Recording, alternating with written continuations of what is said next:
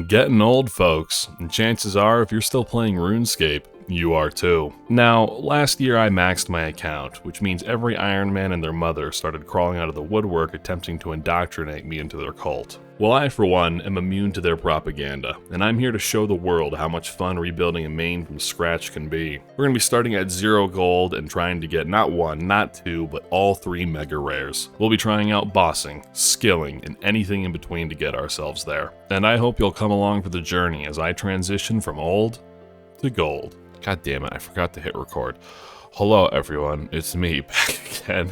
World 415 at the Crafting Guild. I hope you're all having a wonderful day. This week basically has no clips. I'm sorry to say. It's you're getting spoon-fed a classic Fritos ramble today because we had some technical issues. If you want to skip the technical issues and the explanation of it, skip to I don't know, there might be a timestamp, there might not. Throw yourself 2 minutes forward if you want to skip that. If you're on the stream last week, Thursday nights, by the way, come stop by. You'll know that we were having some lag. And you'll also notice, for the extra astute of you, or those who read all of the comments, there was an equal amount of lag in a couple of the clips for the Coliseum. And I didn't notice until I was like 90% of the way through editing, and I thought I could re-record these, but also, no, it's like 10 frames of lag in total from a 10-minute video. We're not doing that shit. Yeah, I noticed the lag, and so then on stream on Thursday last week, we started doing some experimenting, and we were like, what the fuck is going on? And I would cut the stream for 5 seconds in the middle of a Coliseum run, and I would change the video encoder, and then I'd be like, okay, are we breaking now? And I'd stream, and I'd turn on the OBS replay buffer, and I would run for a little bit, and then I would crash, and then I'd change to a different video codec. And I came to realize that the reason it was crashing was because I was using a software encoder as opposed to a hardware encoder. Now, I'm not going to sit here and pretend to know what the fuck I'm talking about with hardware versus software encoding. I don't. I just know their names. But I quickly came to the realization that my OBS was crashing because of software encoding. Now, I've had this problem previously, way back in the day. I don't remember what I did to fix it, but it existed. And I said, you know what? If hardware encoding is just what's going to fix it for now, I'm going to do that instead. And maybe an OBS update will come back out. That'll make software encoding more viable for me.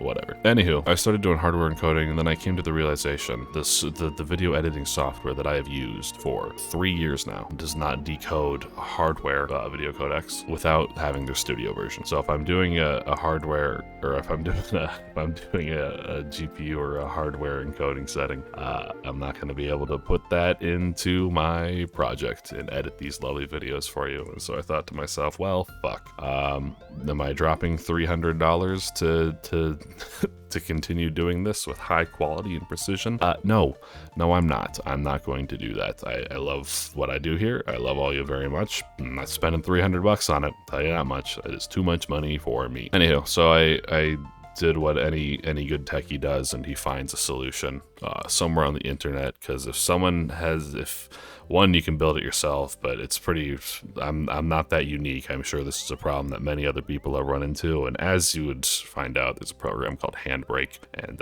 it does exactly what I'm talking about here. It takes your video files and it just changes the encoding settings on them. So I'm gonna try a new workflow, which may or may not fuck some shit up. We will see. Please go get your blood torva. That helmet looks goofy on Oathplate. So we're going to try some shit. We're going to see if this works. So far through my testing, it seems to not be a huge deal. You can just kind of drag and drop a bunch of video files on there and hit encode, walk away for a little bit. The pop-up notification says you can put your martini down. You know, it's got a bunch of funny little shit like that. It's cute. I don't know. Well, we're going to give this a shot. It's a pretty long-winded way of saying I have like no clips. I'm recording this Monday morning. Videos come out on like Thursday and I edit on Wednesday. So you're getting like 2 days worth of clips because everything's been broken for a week. Yeah, so instead we're doing a little bit of a ramble. So what do I mean by a ramble? What's been going on? Have you not been playing? No, I've still been playing, just not recording clips, and I've been doing some horrific shit. Okay, so what in God's name is this, huh? What the fuck is that? Jesus H. Christ, right? This is my Fanis Nightmare setup right now. I sold some things. I don't remember what all I sold. Let's look. I sold my my door, I sold my bandos, and I sold my Arams, and my Arene boots, so that I could wear this and go broke at Phosani's, because it's like pulling slot machines.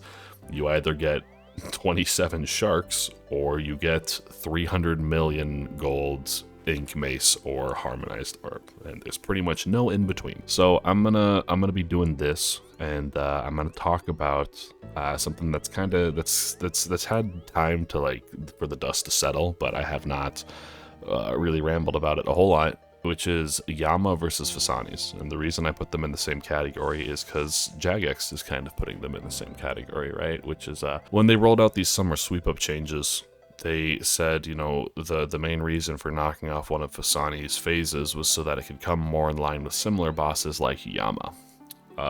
And as of right now, speed times are pretty similar across both, and they kind of do fit into a similar category where it's like the start of late game, not exactly late game, but definitely the start of late game. It's a solo boss. Yama you can duo if you want, but solo kill times are like kind of like a mini raid is how I describe it, and you're in and out in about 5 minutes at max gear, right?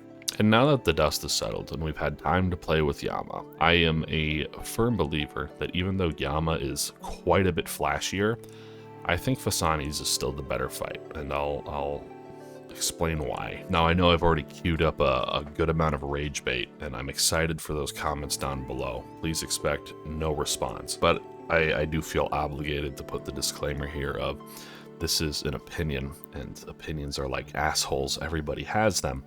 And most of them stink. My asshole is especially hairy and stinky, so what does that say about my opinions? Keep it civil down there, boys. I'm gonna lambast you with some questionable opinions about our beloved game. I hope you're nice to each other in the comments. Without further ado, let's talk about it. And I suppose I'll just record audio here and have it transferred over, and then I'll just throw some stock footage of me killing Phosani's up here, and then hopefully there's a stock footage clip of me getting a mega rare this time, because we are coming up on raids. In fact, before I throw the audio up, let's look at the clog together. Nightmare. Yeah, so Phosani's Nightmare is 255 kills, drop rates around 1 in 113 to see any unique. Orbs and mace are a little rare, armor and Nightmare staff are a little more common. I got really lucky and spooned an Eldritch Orb for my first unique at like 140 or 150. This was way back in the day. And then I got a Nightmare Staff like immediately before, like 1 week before I started this rebuild. So as far as the rebuild is concerned, I've only done like 30 or 40 kills maybe. I don't really remember, if I'm being honest. I wasn't recording the clips. Ha ha ha. 30 to 40 kills probably, 30 to 40 KC, and we can expect another one for rate around 300. We will be looking forward to that. This is where we're starting though. Okay. Now on to the stock footage of Nightmare. I suppose my biggest and initial issue with Yama is that it's super flashy, but you don't really feel like you're doing anything until phase 3, that is, right? Phase 3, like obviously you have a really high skill ceiling of like Dono Fly or whatever we're calling it nowadays. I feel like the first week it went through like 10 iterations, but the ability to like melee only butterfly is a super cool like emergent behavior, right? Like I don't know if the JMods intended that. I highly doubt it, but emergent meaning like the community found it and was like, oh, look at what we can do, and it became meta, it became standard, right? And I think there's a way to get back into cycle now. I'm really not entirely positive, but I think there's a way to, like, even as solo, get it running perfectly. But the ability to have something like that, like a tick perfect, high skill ceiling way to finish phase 3 is awesome. That's some cool stuff. And that's another reason why I love Phosani so much. Like, both of these get huge props for this reason, but there's a lot of depth in both of them, right? I've made this I've discussed this before in previous videos, and I discussed it on the Sebe podcast, but Phosani's Nightmare, like if you look at the world record, or the previous world record now, by Smork 3000, I think, there's like not a single fucking potion in his inventory. And I think PD actually sent me a message. Let me go look at this here real quick. Yeah, I don't know who this guy is. He's an Iron Man named 8D, but props to him. This was his inventory for a 5-minute Phosani's KC, and his PB looks to be like 4 minutes. Are you fucking kidding me? Also, I love the unregistered hypercam too in this. I really hope that's what he's using to record this shit. I mean, look at that fucking inventory. Soul Reaper Axe for smashing, for I assume on Crush to smash the parasite that comes out. Din's Bulwark spec for the husks to get them killed in 1 tick. Goblin Arm Cannon to kill them, you know, if you don't have Din spec. Web Weaver for full range, god damn it, I'm so tired. What's it called? Sleepwalker. I'm tired. Sleepwalker, that's funny.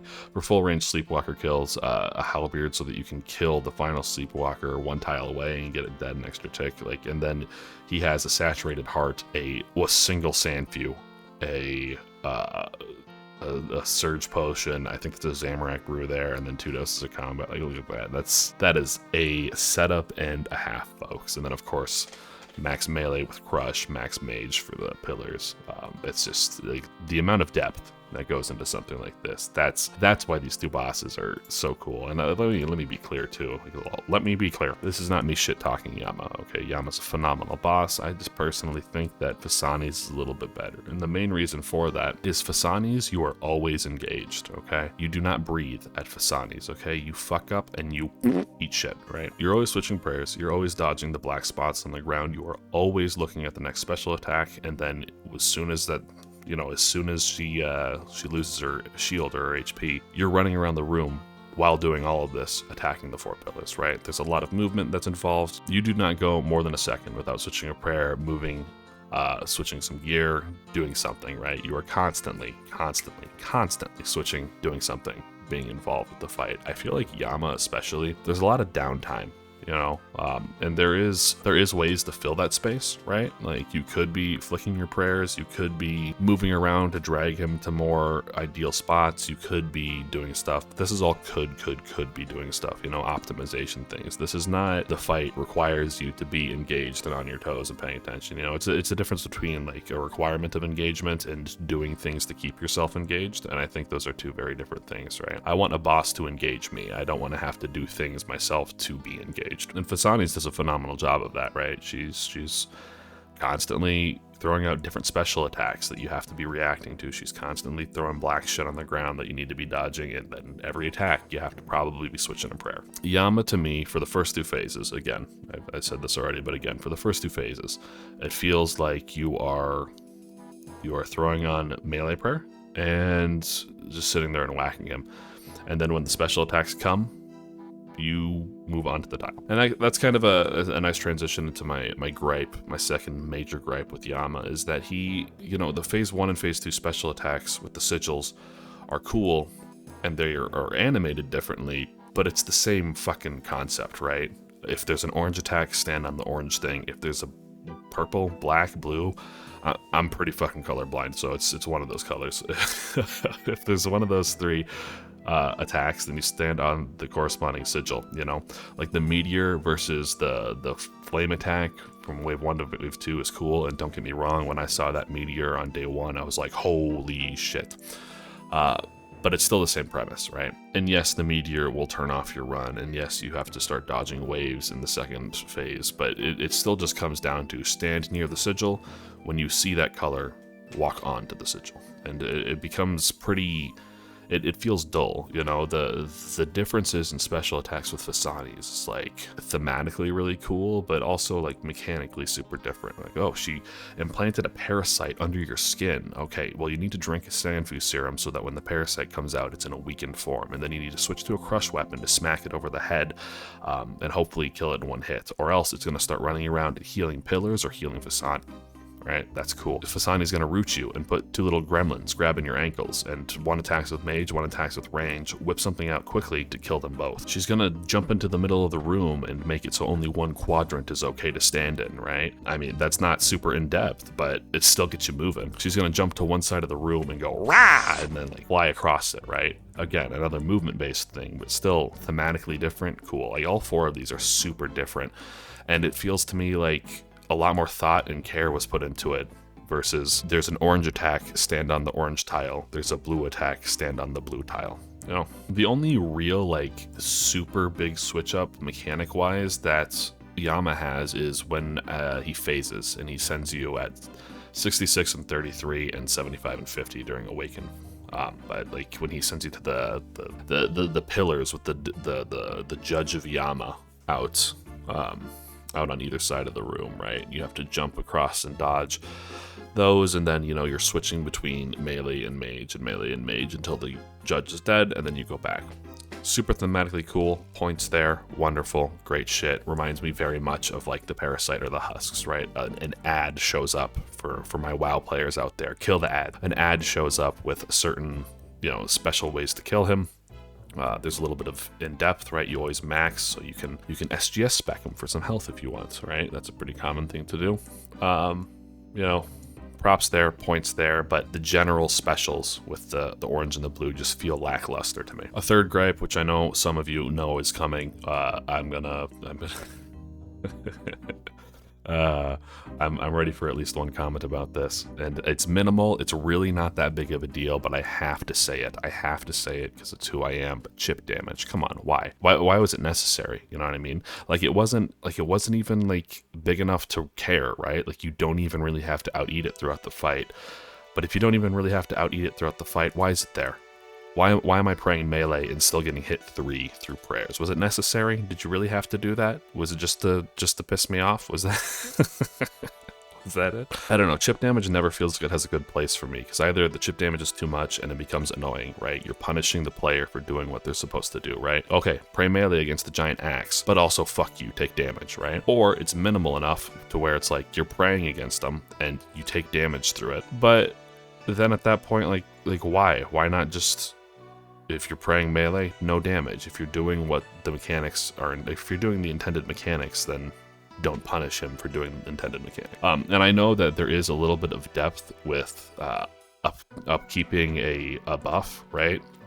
With what is it? It's like Ward of Arceus or some shit that protects you from demons, right? In my ideal world, that would have been completely negating the damage, right? It wouldn't, like, if you had a Ward of Arceus, Jesus Christ.